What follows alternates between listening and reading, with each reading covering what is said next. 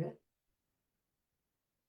I am Margarita Estrada, CEO of Voyage Consulting and Business Solutions, and I'm here with my colleagues, Darlene Blanco, CEO, Mario Lewis, CFO.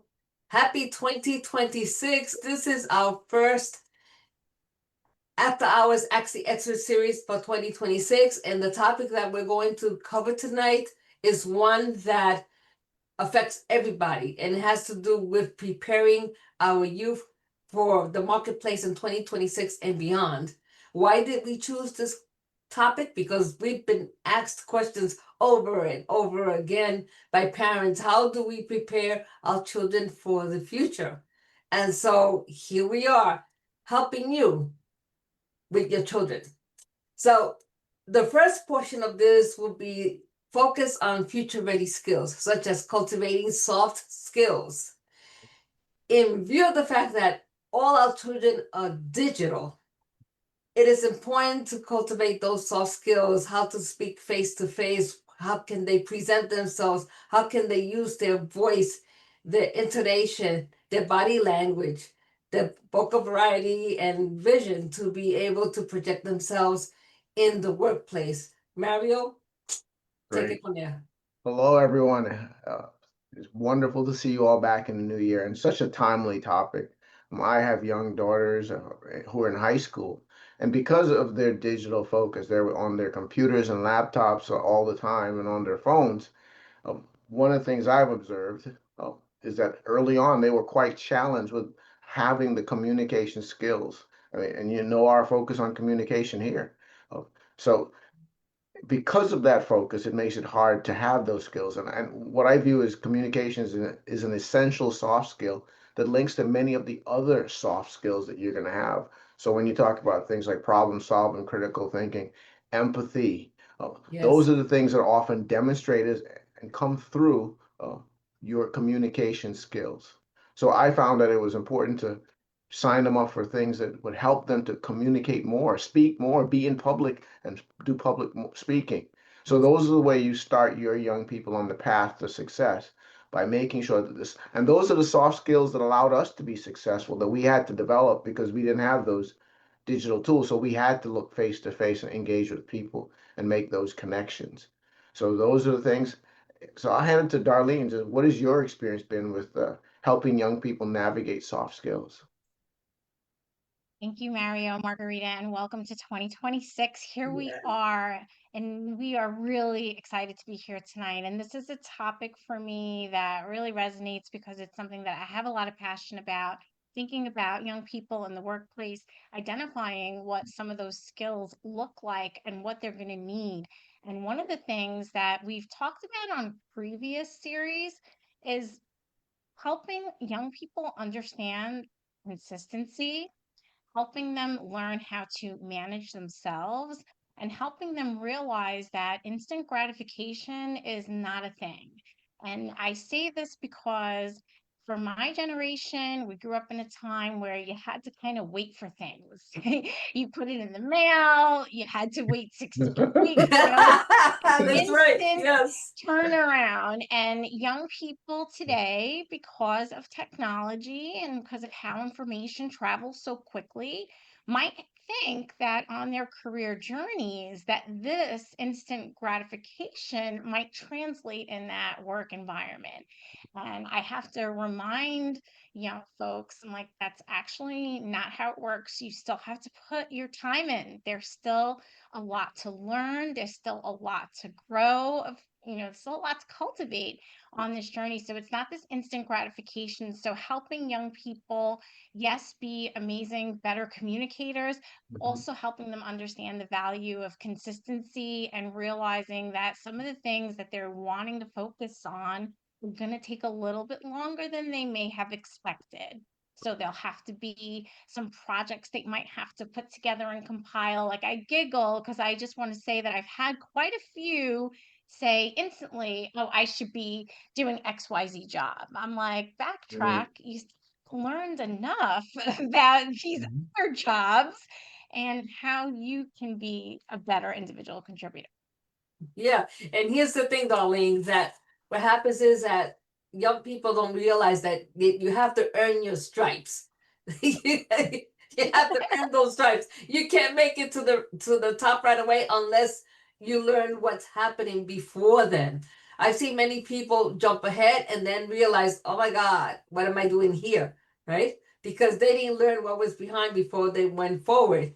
But going back to the part of cultivating soft skills, it begins at home. Parents, it begins at home. If your kid sees you on the phone all the time, guess who's gonna be on the phone all the time? Your kids. So it begins at home. Make sure that you're setting the example that you want your kids to follow. So that's like the number one thing. And then going forward to what Darlene was saying, definitely it is important to make sure that you understand that you are going to have to work hard to get to the top. You have to, cultivate those soft skills. The communication is very important. You're going to have to develop the resiliency and adaptability that it takes in order to develop those skills even further. So, Mary, I'd like you to go further into that. Yeah, I think one of the most important things that we work with young professionals on is how to work in team environments. And the skills, soft skills, are the most essential part of working in team environments. Understanding that people are all different, not just by the obvious facts of race, creed, religion, all, but just the way they handle certain situations or circumstances. So, as a leader, as an emerging leader, you have to be able to analyze how people work together in teams and start to use that to form effective teams, where you pull people with different skill sets, different backgrounds, different experiences in order to make the, the desired outcome. And those and to the points you were raising earlier, and specifically Darlene, like you have to earn your stripes to be able to, and I've had the opportunity and the privilege to have led different types of people, different types of teams, so that you can then have these skills behind the soft skills to be able to put those and form those teams and create effective organizations. So you have to put in your time. Those are not things that will emerge by themselves. You have to do all of the hard work that goes behind it in order to, and those come down to having effective soft skills. So, Darlene, I know I think we spent a good amount on time on soft skills. I know one of the things we talked about was some of the, because they are so digitally focused, what are some of the digital emerging technology skills that need to be developed so our young folks can be effective? Yeah, that's important. And I think that as we are constantly meeting with young people, helping them with their resume, helping them with their interviewing, helping them put themselves out into the world, advocate for themselves for positions.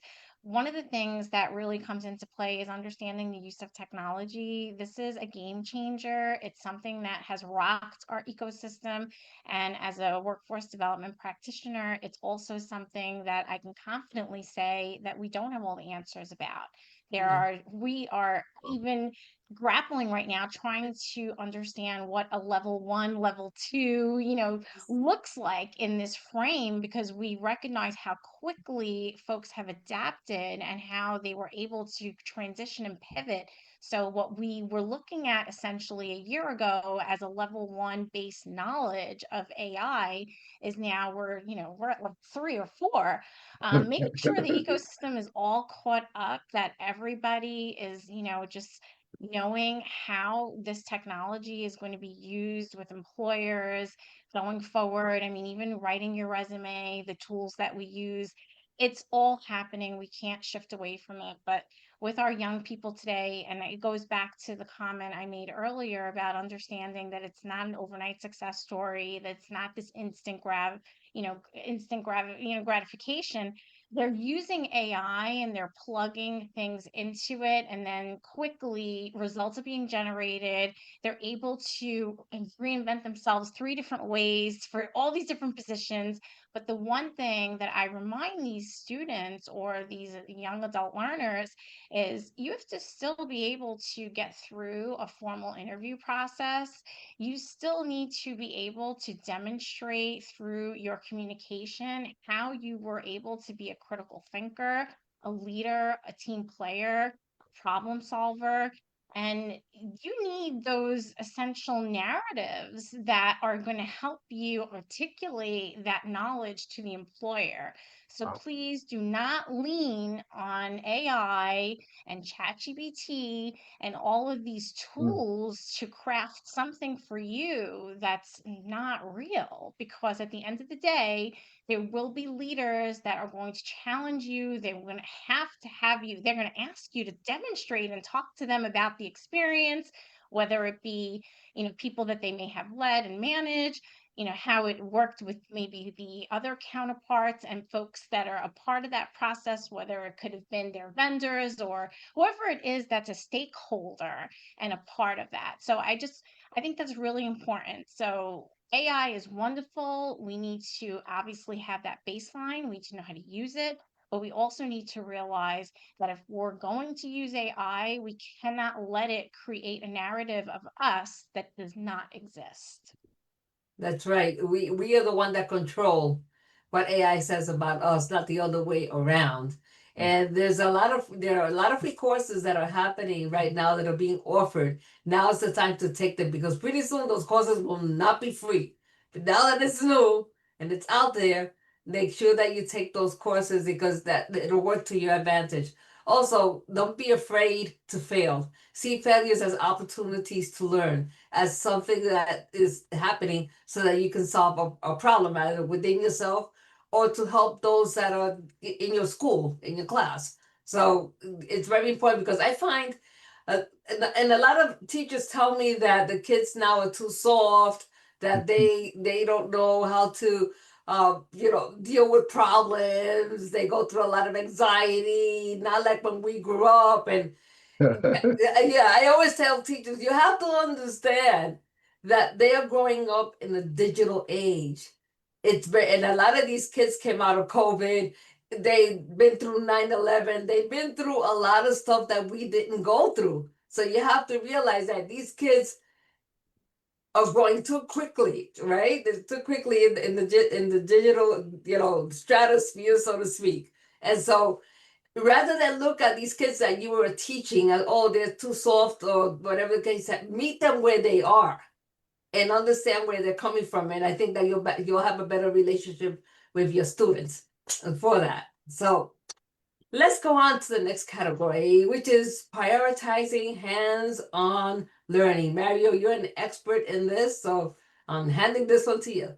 Hands-on. But before we jump into hands-on learning, I want to remind everyone the importance of growing your business with Voyage and igniting your career with Voyage. And even more importantly, start your Voyage today. So please remember to follow us on Facebook, subscribe to our YouTube channel at Start Your Voyage, and follow us on LinkedIn for this value-added content so that you'll be on your way to becoming a Voyage insider. We're back on the topic of hands-on experience. For me, this was critical. When I was in college or just moving up in my degrees, the ability to do internships, team projects, work on different things with other people gave me the hands-on experience that I needed to secure the different jobs and opportunities that I had. And I think that's an important skill, and it builds on and lends itself to helping young people develop those soft skills. So when they participate in these internships and they're able to see other members of the workforce and learning how to collaborate and communicate and learn the lingo of business or whatever field it is, it's such a critical skill. It gives them the confidence that they can be successful in that environment. So hands-on experience should be something that we are all seeking to give. So whether you're working with young people, use that time to be of provide mentorship, leadership, and support to help these young people get the hand-on experience that they need. I will offer to Darlene to continue because I know you know the value of hands-on experience. You being the leader that you are. Yes. Oh my gosh, I think it is so important to have hands-on experience and to open that door for young people, invite them in your organization, let them be a part of it.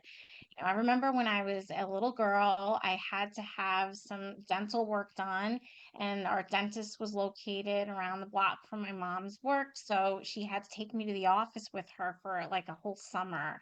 where I was visiting the dentist, and I sat and I learned, and it was on the job training essentially. Even though I was waiting for, I was just being well behaved, like, okay, don't touch anything, don't. It was literally on the job training. I watched as folks interacted. I saw what, the workplace looked like, and immediately I knew I wanted to be in the business world. I wanted to wear the power suit, and I just got my calling from way back then, just from seeing it go down.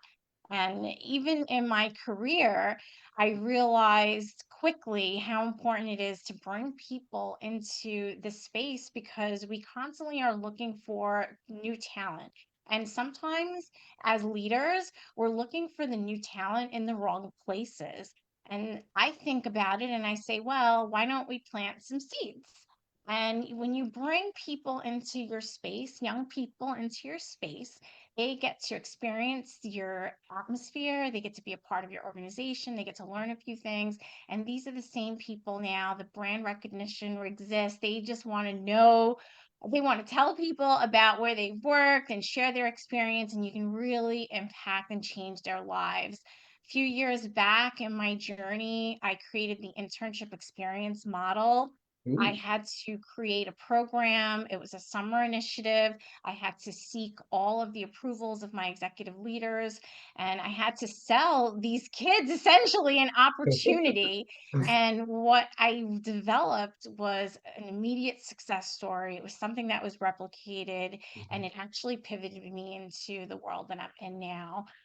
It is so important to recognize that we need to let others into a space where they normally would not have an opportunity to be a part of, because we want to be inclusive, and we also want to see, well, what do they think about it and what's their perspective, and maybe that perspective can add value. And in my experiences, it always does and continues to do so. So I have high schoolers in my workplace all the time. I make sure I'm looking for them. I'm like, I want them interning. They need to come. It's really important. So if you have capacity at your workplace, invite them in, apply for some youth employment applications, be a provider. It really is a wonderful experience. I'm going to tell a story to both of you that is going to make you laugh. So every year I would bring my twin nieces over for Christmas to my job, and they would be sitting there and watching, and they knew everybody in the office.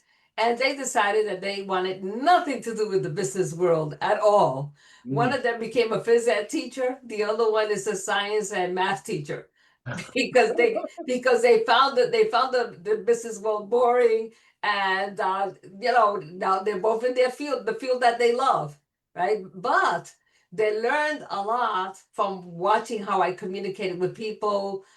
Those soft skills. They learned a lot about the soft skills. But for example, my niece Carmen, the phys ed teacher, she said, "Didi, I cannot be sitting at a desk. I have to be active. I have to be moving my body, but I still have to communicate with the kids." Right? And the math and science teacher, what did she learn? She learned again how to communicate with the kids, take them out of the field, teach them how math has to do with every single part of their world. And so you see, even though they did not select the business world as part of their life or the profession that they wanted, but they still learned the skills necessary to become successful in the business world. So there's a lot to be said about it.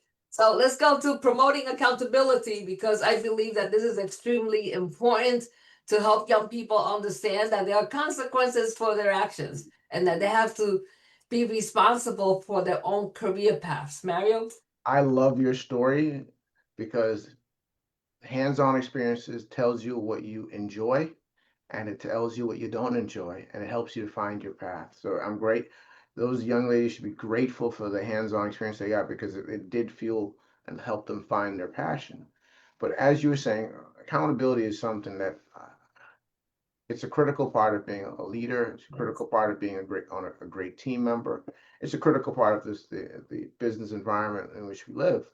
And I believe, and I've seen it happen where the mindset for certain young people is that they don't live with accountability because often, and I know the way I interact with my kids at times, I You love them so much. They spend time. Their parents are their first managers, and we let them get away with so much. Some we do. We're around. We'll watch. We'll pick up after them. We'll wash dishes for them. We'll run their errands for them. And as a result, if you do that consistently, what that translates as they get older is they don't have the accountability for just the basic things, and that leads to lack of accountability for the big things. And so I think that is something that needs to be taught as soon as they get into the workplace. Like if they commit to a deliverable, uh, they should be delivering it at the time it's due, or even before, to demonstrate the initiative or being proactive. Um, and when they don't, having real, tangible, constructive consequences that help them to understand what accountability means and helps them to add it to their lifestyle. Because you're never going to be successful in business without a deep uh, understanding and ability to execute on accountability. Uh, I'll hand it to Darlene to kind of build on those thoughts, because she knows quite a bit about holding people and holding herself. Accountable. Of course, but that's what leadership is, right? That's it. It sure is. And Mario, you touched on a couple of things that made me chuckle because I am the worst manager to my children. You are 100. You are 100, and I'm paying for it. And I think it's interesting because accountability is serious. It's serious, and I started thinking about accountability in different ways. And when I bring young people into my organization and they're going to come and intern with me, the first thing I give to them is a very short little workbook, and it's actually a book, and it's called Managing Oneself, and it's from one of the Harvard Business Review small little covers. Peter Drucker. It's like a huge he's a huge success story in terms of leadership and business. But one of the things about this particular read is it's short enough that it gets to the point, and it just reminds you the role that you are responsible for and the role that you play in showing up in everyday life.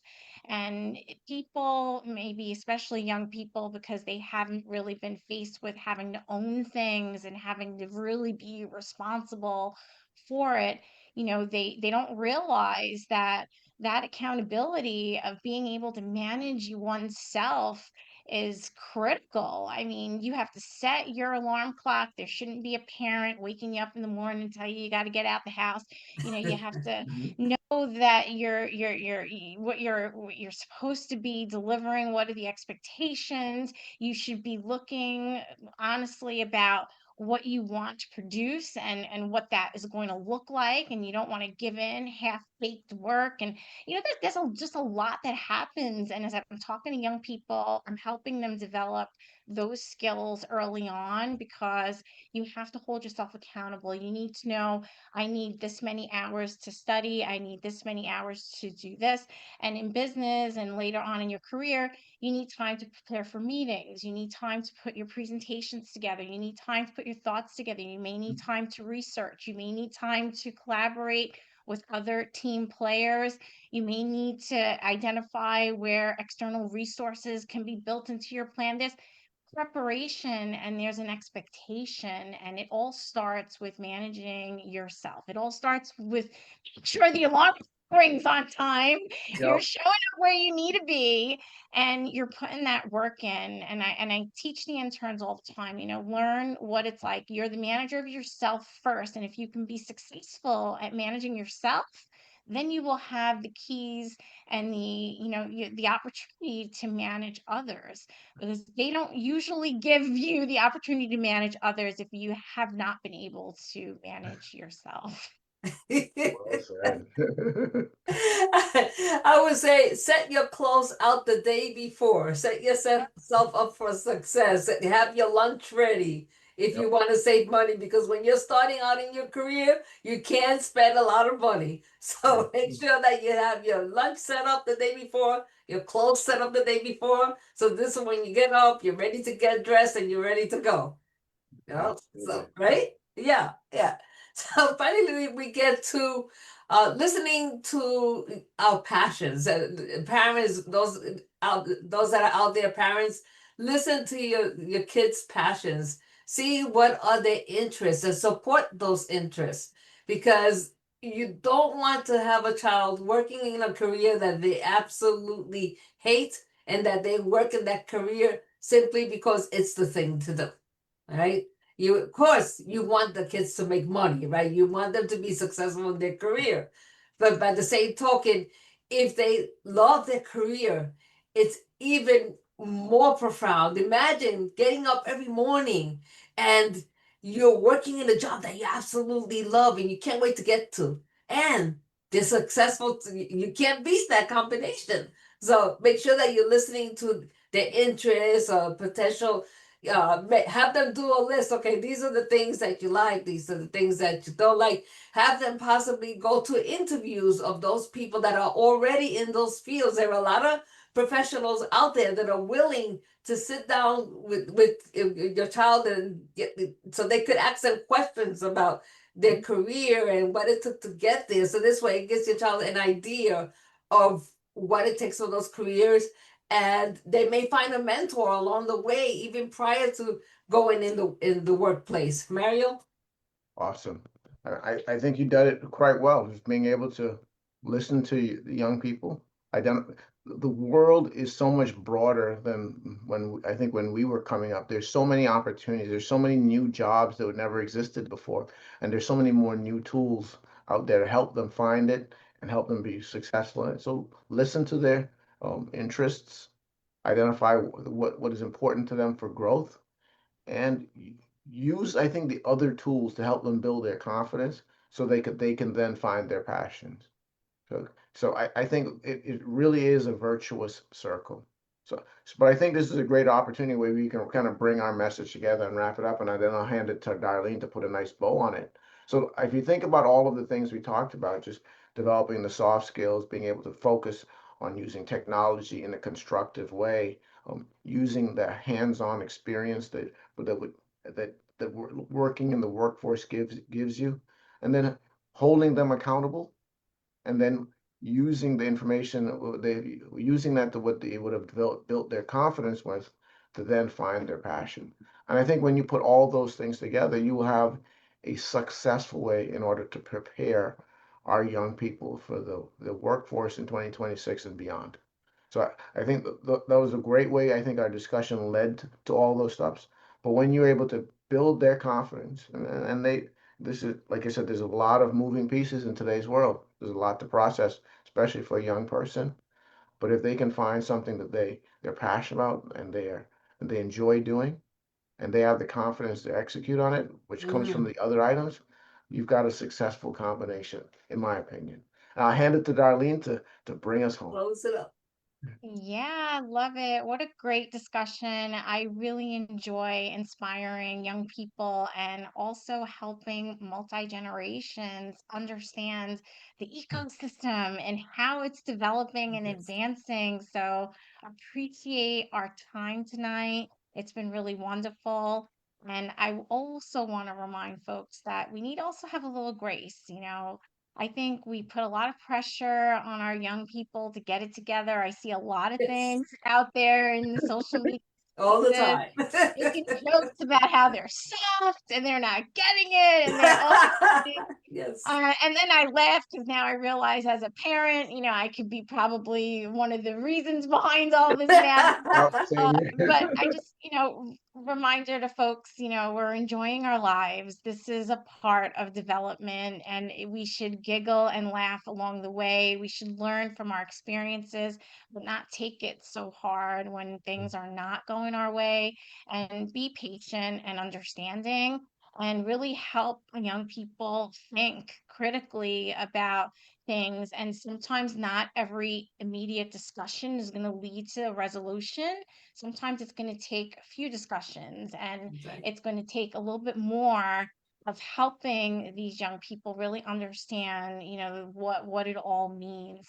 They're still developing, and I believe, if I'm not mistaken, there might be something out in the media saying that all of a sudden now it is not 25 and that we're not fully developed until 28. So pushing it back. We've gotten some more time now, you know.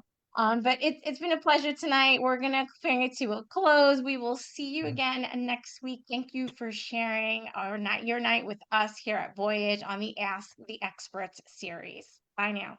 Bye now.